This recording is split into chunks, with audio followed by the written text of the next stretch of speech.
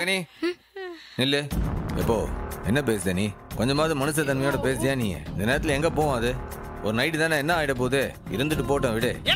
சூடாமணி ஜெயிலுக்கு போனதுக்கும் இந்த குடும்பம் இந்த பாடுபட்டதுக்கும் காரணம் உன் மாமா மட்டும் தான் நினைச்சியா? இந்த நிக்கல இவளும் தான காரணம். இவ தூண்டி விட்டுதால இதெல்லாம் நடந்தது. சூடாமணி 20 வருஷம் ஜெயில இருந்தால இந்த குடும்பம் படாத பாடுபட்டுச்சு. இதுக்கெல்லாம் காரணம் இவ தானே. இந்த சூனியக்காரியை கொண்டு போய் வீட்டுல வைக்கணுங்கிற அறிவில்லை உனக்கு? இந்த பாரு, இவ மட்டும் வீட்டுக்குள்ள வரவே கூடாதுன்னு சொல்லிட்டேன். வெளிய பத்தி உள்ள முதல்ல அதை மீறி என்ன மீறி எப்படி போறான்னு பாக்குறேன். ஐயா சம்மு, உன் அப்பனோட கோவம் நியாயமானதா.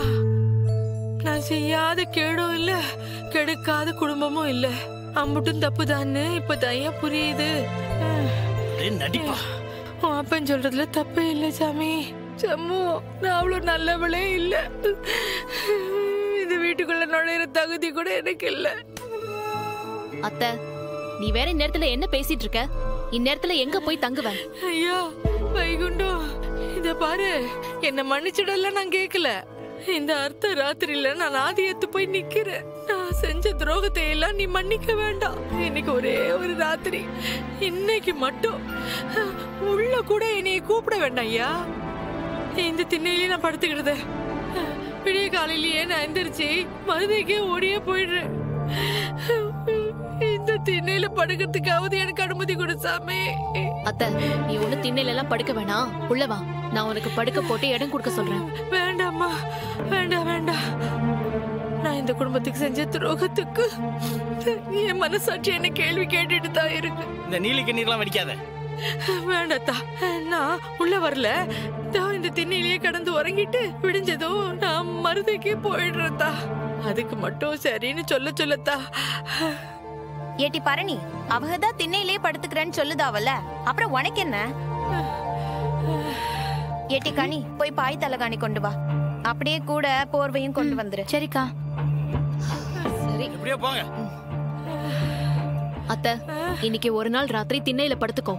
மிச்சத அப்புறம் பாத்துக்கலாம். எனக்கு என்னத்தா, நானு தெருவுல கூட படுத்து ஓரமா உறங்கிப்பேன். இதை இந்த திண்ணையில படுத்துக்க மாட்டேனா? நீங்க அம்பட்டு பேரும் போய் உறங்குங்க, போங்க. நேரம் ஆயிடுச்சு இல்ல? அதான் அதே சொல்லிச்சுல பிரியாதா, போங்க. போங்க தா, போங்க.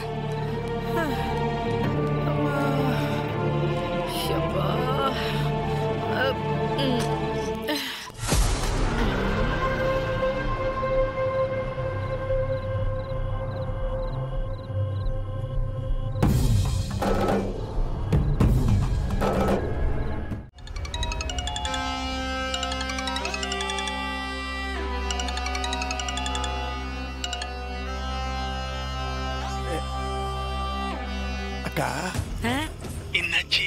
வீட்டுக்குள்ளார போயிட்டியா? இல்ல, அந்த குண்டுக்கருப்ப இருக்கானே, அந்த வைகுண்டம், ஐயோ அவன் என்னை வீட்டுக்குள்ள விட மாட்டேன்னு படாத பாடுபடுத்திட்டான். இந்த நேரத்துல நான் வீட்டுக்குள்ள போறது சரியில்லை. அதனால நான் திண்ணையிலே படுத்துக்கிறதே. இல்லே சவுந்தரம், நாம நினைச்சதை எப்படியாவது சாதிச்சு புடுவோம். உண்மைய வீட்டுக்குள்ளார இந்த வெட்டிப்பைய வைகுண்டம் விட மாட்டேங்கிறானா? ஆமல.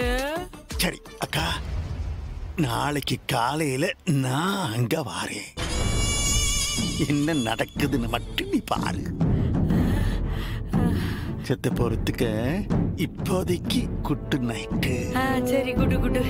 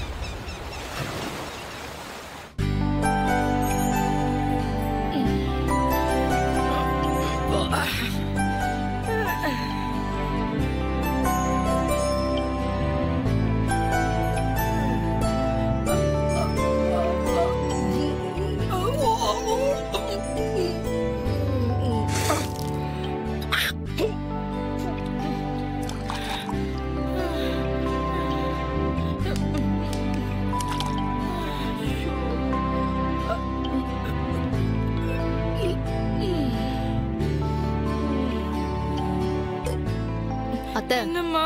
காயத்துல வலி இருக்கா? இல்லடி அம்மா, கைய வச்சு அழுத்தி பார்த்தாதான் கொஞ்சம் சுருக்குங்குது. காயம் ஆறுற வரைக்கும் செப்டிக் ஆகாம பாத்துக்கணும் அத்தை. சரி தாயி.